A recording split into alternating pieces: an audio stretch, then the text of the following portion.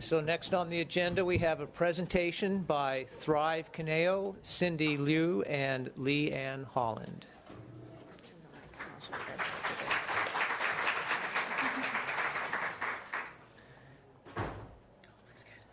So just Don't look. just push the arrows to go forward and backwards. Thank you. Hi, everyone. What a tough act to follow. Man, award-winning musicians. Thank you so much. We're very excited to be here, and thank you for honoring our request to make you a presentation.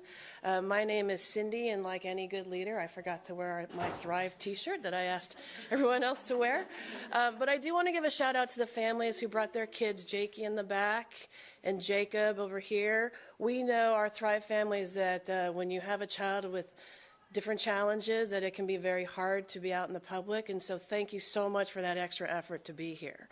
Leanne and I, and we'll get to the teachers, don't worry. Leanne and I here, we want to cover 5 things. So very quickly, we're going to cover what is Thrive, a quick snapshot of CVUSD right now, where we want to be, why we want to go there, and next steps. So we have some good news and we have some bad news, but mostly good news, so hang in there with us. Who is Thrive? We are a nonpartisan community group, and it was started by 2 moms raising kids with disabilities, my friend Leanne behind me and myself. And I have a daughter who has Down syndrome, and she has a daughter on the spectrum. And we just started a Facebook group. We started in October of last year, and it's grown very quickly and very organically. We have almost 200 members. And it really is representative of our community. We have families who have families raising kids with disabilities, kids in the general ed, kids in GATE. We have parents, teachers, administrators. Thank you, Mr. Anderson, for joining our Facebook page. We're also on the Twitter. Thank you, Mr. Dunn, for following us, and Dr. Connolly, and Miss Everett, and Miss Phelps. We'll love you anyway. Don't worry. Don't feel pressure to join. But honestly, it started out of frustration. We started, the experience that we have in the district has been a little bit frustrating. Even though it started that way, Thrive is a collaborative organization. We are meeting monthly with soon-to-be Dr. Miller. And this is the bad news portion. So where are we now? As I mentioned, it did start out of frustration. And this is I'm going to be real with you, part of the presentation, okay? The way our district approached special education is through segregated programs. And it starts in elementary school. We have 4 main blocks and silos, and then it continues into secondary.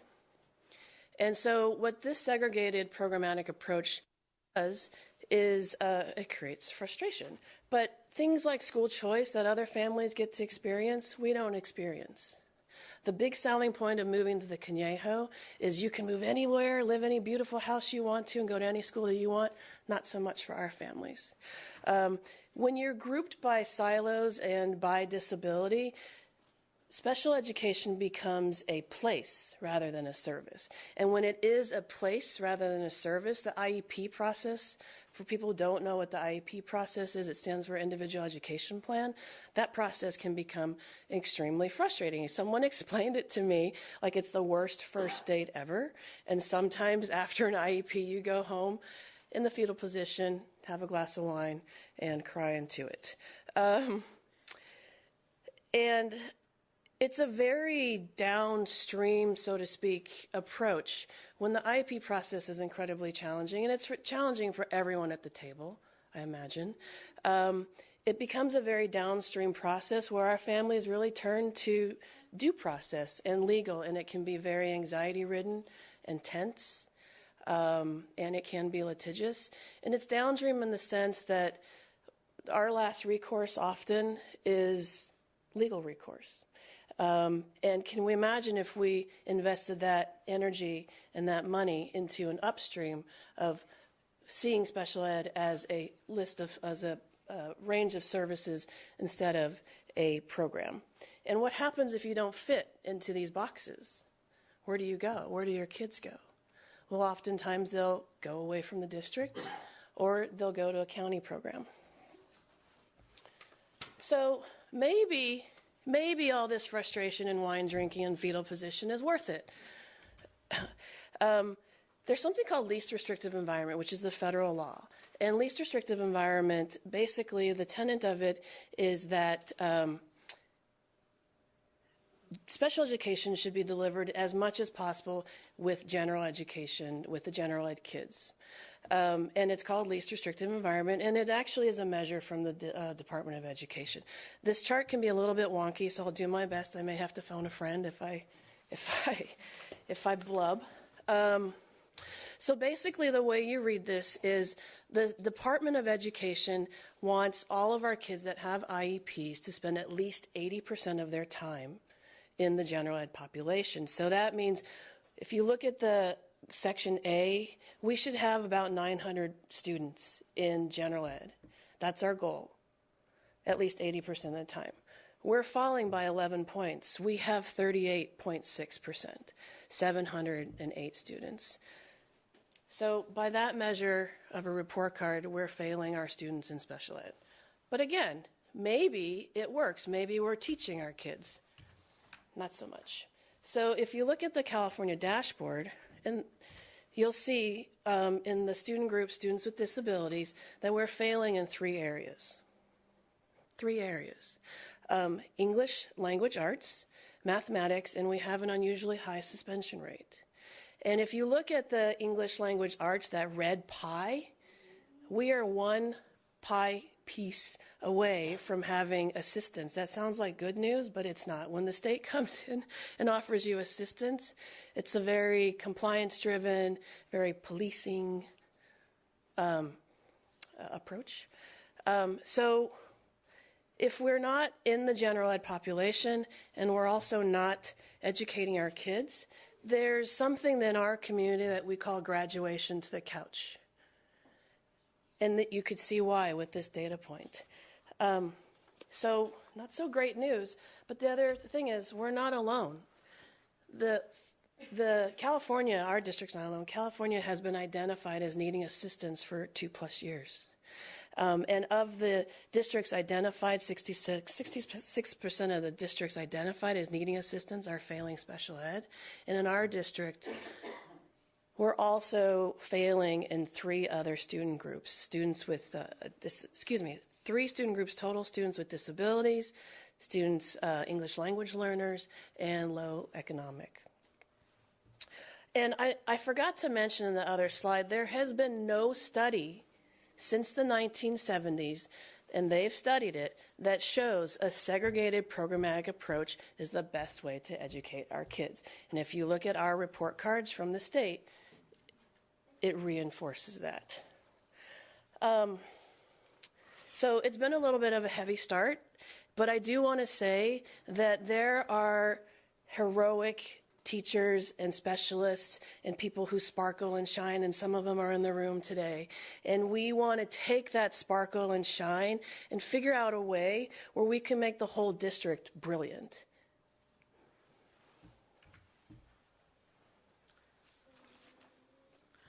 Okay, so now it's my turn. And I want to talk about where we want to go from here. So, and a good place to start is actually with the law that governs special education. And what it says is that special education is a service rather than a place where students are sent. It's a service, not a place. We want to really live and breathe that ideal here in CVUSD. So how can we do that? Well, when we went out looking for some solutions, one of the first things we came across was a statewide task force report that was published in 2015, where California brought together experts and educators from all over the state with the mandate of how can we fix special education? And the main takeaway from this report actually is to do that, you need to stop thinking of special education as separate from general education, and instead incorporate special ed into a fantastic general education program. Hence the name of the report, One System. So what they found is that inclusion is the solution. Now, this group of experts, they're not the only ones who actually think that. I just wanted to show a few of the other thought leaders from around the country and actually in our state who are promoting inclusive practices around the country. And the good news for us is that they actually have roadmaps and resources and blueprints of how we can actually move our district to this inclusive kind of model. So it's sort of important to have a clear definition of what full inclusion is. So here's what we think. Inclusive education is an approach to educating students of all abilities together, providing all learners and teachers with the services and supports they need to succeed in the general education classroom and school environment. And when we say all learners, oh, that's a lot slower. All means all. In our version, that sort of dropped and made a little bit bigger of a point. So what kind of methodologies and approaches do we use to do that? Well, one of the main ways is through the multi-tiered system of supports. And this is actually going to sound really familiar to people because, good news, CVUSD actually rolled out MTSS a couple of years ago. And we're already actually seeing some successes because of it. In fact, I want to give a shout out to Walnut Elementary, who gave a presentation at the last board meeting that showed how they closed the achievement gap for English language learners and socioeconomically challenged students by using some of the techniques that are highlighted here. And I know that Mr. Lichtel's presentation also used some of these in his word clouds. So I just want to mention a couple of the approaches that are on here. One is the tiered part of multi-tiered system of supports, and that's response to intervention. And basically that's just using assessments and data to determine what kind of intervention students need to succeed. So for most students, they'll be on that first tier or the core, which looks like whole group classroom learning. And next, there's the targeted tier, which is for students that need a little more help, and that might be small group instruction both inside and outside the classroom. You might have heard of target time being used in the district. And then finally, for those students who have more learning challenges, there's the intensive tier, and that might be more of a one-on-one approach or pre-teaching of concepts. Next, I want to mention teamwork, and I know this may sound a little bit trite to say, oh, teamwork is important, but really for inclusion to succeed, it's the collaboration between teachers, principals, and administrators and specialists that make this model work. And next, I want to mention the positive behavior interventions and supports. This is key for an inclusive model. And in our district, we actually use something called CHAMPS. And basically, it is a proactive and positive approach to teaching behavior and skills that students need social skills that students need for success. And then finally, it's the curriculum design. And so we're going to go to the next slide and talk a little more about that. So in an inclusive classroom, what curriculum looks like is actually universal design for learning. And there's two kind of key concepts to understand when you're talking about UDL. And the first one is differentiated instruction. And that actually is based upon the neuroscience of how we learn. And it provides ways to engage the variety of learners in the classroom, multiple ways to present instruction, and then also multiple ways of students to express the knowledge that they've gained. And then the second concept that's important to know is sort of removing barriers to learning. And I'm going to use a Rubik's Cube as an example to demonstrate this. So let's say your classroom assignment is to solve this Rubik's Cube. Well, what if you have a student who's visually impaired or colorblind? What if you have a student who has motor planning issues but is capable of solving the cube, they just can't manipulate it? Or what if you have an advanced or gate learner who for them this is like way too easy? Or maybe you have a student who has more severe learning challenges who they don't really have the concepts yet to solve this kind of a puzzle. So how can you present this lesson to a classroom full of those types of learners? Well, for visually impaired students, you might add Braille to the Rubik's Cube. For those with a motor challenge or motor issues, they can dictate the moves to a peer or to another adult in the classroom, and maybe they can solve it on the computer. For a GATE student, there's actually hexagonal Rubik's Cubes and Sudoku Rubik's Cubes, which that sounds kind of scary to me. And then for those who have more severe learning challenges, they would be working on sort of the key concepts and scaffolding up to being able to solve this cube eventually. So what does an inclusive classroom actually look like based on using these principles? Well, first, it can use co-teaching, which would have general ed and special ed teachers working together to reach the diversity of learners in the classroom. It's also a lot about collaboration. So it's teachers, principals, and administrators and specialists sharing best practices and ideas and having the support to do that. It's assistive technology. So that might look like for kids who are low or minimally verbal, they use an iPad to communicate or to access the curriculum. It's inclusion specialists whose job it is to actually provide strategies to teachers to help them include all kids. It's peer teaching, or kids learning from each other. Sometimes a really good way to learn a concept is to actually teach it to somebody else. And for social and emotional learning, peer models are often some of the best and most effective teachers. Finally, and also it's functional specialists actually coming into the classroom and providing their expertise. And this is something that can benefit all students.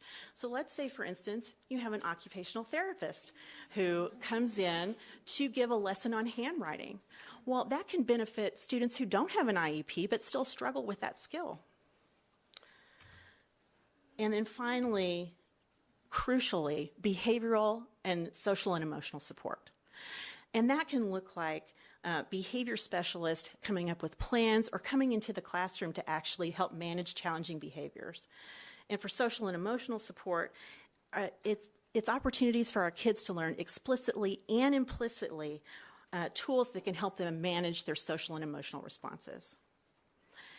And finally, an inclusive classroom is actually a place where all students feel welcome and valued. So why are we asking for and talking about full inclusion? Well, it's actually good for all kids, not just kids in special ed. There's actually 30 years of research to back that up too.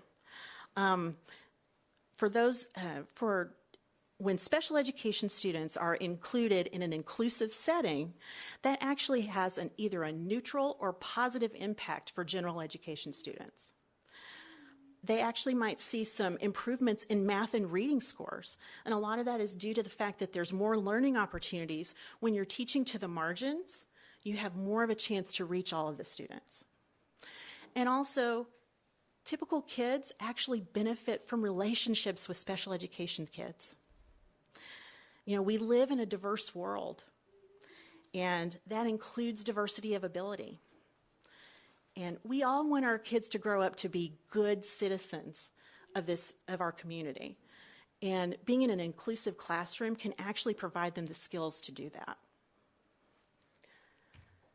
Next, it's support for teachers. And this, again, is so key. For inclusion to work, teachers have to support it and feel supported. And I'm going to take a minute to do just that. I am going to give a shout out to the folks that are here from Maple. And oh gosh, I'm going to cry. So I especially want to thank two of my daughter's teachers who are here, Sarah Andrews and Tammy Pollard. You guys are amazing, and Ainsley and I both love you. The good news for CVUSD, though, is that even though these ladies are incredibly special, they're not unique. There's wonderful, wonderful teachers all around CVUSD that are doing great things. And finally, and next, this is an opportunity for CVUSD to be a gold standard.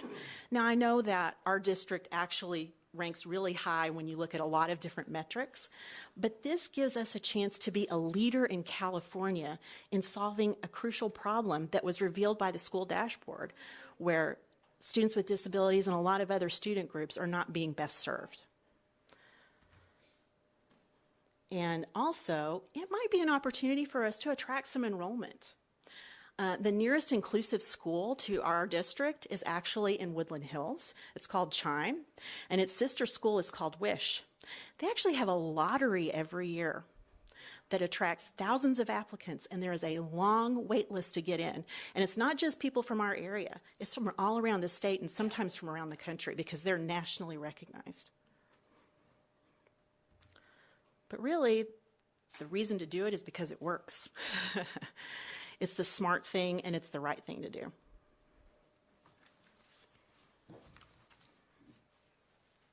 Me again, Debbie Downer. Just kidding. Just kidding.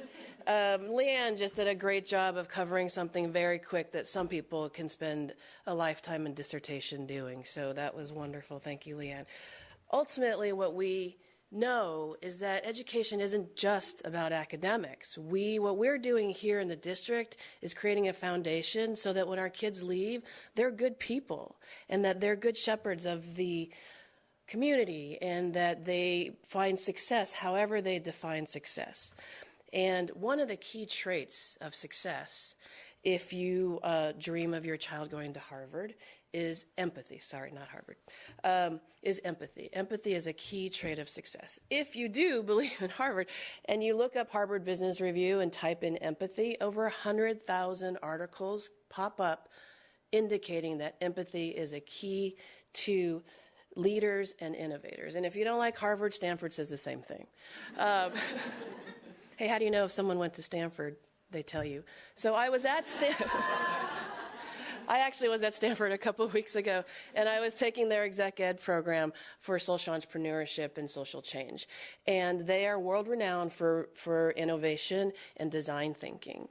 The very first exercise in their design thinking module was an exercise on empathy. They had each of us walk around the room and change the lens of how we saw the room. One, we'd walk around as students. The second time, we'd walk around as custodial staff. And the third time, we walk around as 6-year-olds. And so if you change that lens and you have that empathetic approach, you will come up with different approaches. And it truly is our differences that make the difference. And we talk about diversity, we're not just talking about ethnic diversity, economic diversity, we're talking about ability diversity because it all matters. So what's next? Well, Lisa's going to follow us, and we're going to talk about reinstituting the CDAC. As I mentioned last board meeting, I have DAC envy, so it's very exciting that this is moving forward. We're going to continue collaborating with all stakeholders towards solutions. Even though it started in a frustration, we are solution-driven and collaboratively oriented. We want to build on evidence-based practices already implemented in the district. Some of those ideas could be a test kitchen for the state. Maybe we have an inclusive magnet school. Maybe we have fully inclusive cohorts. And our ideal vision is that we become fully inclusive within 3 to 5 years. So now sometimes when you plan a curriculum, you have to plan in some dance breaks. And we did, and we want to show you some of our kids in Thrive.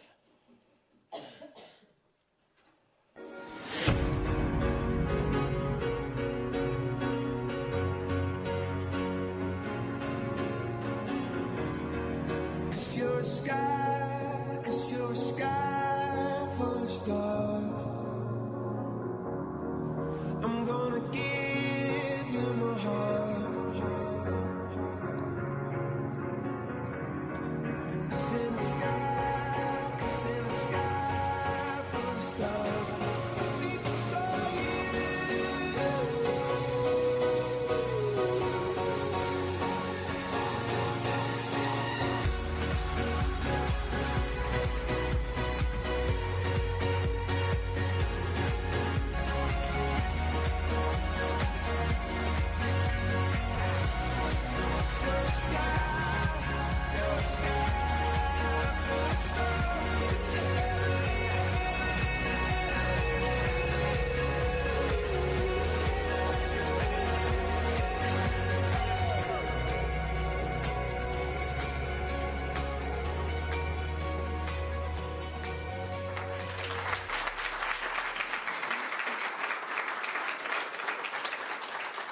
I have 30 more slides.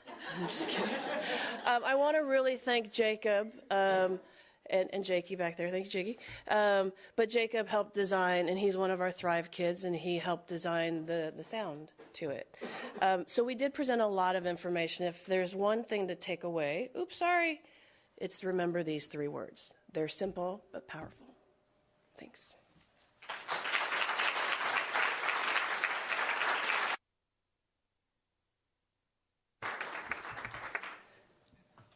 Any comments or questions from board members? Mr. Anderson? I guess Dr. Connolly. I'd just like to say thank you and to say to you that you did a terrific job and won hearts and minds tonight, and I know we'll see you again and again, and I'm looking forward to it. Thank you very much. Thanks for the opportunity. Thank you. Mrs. Everett.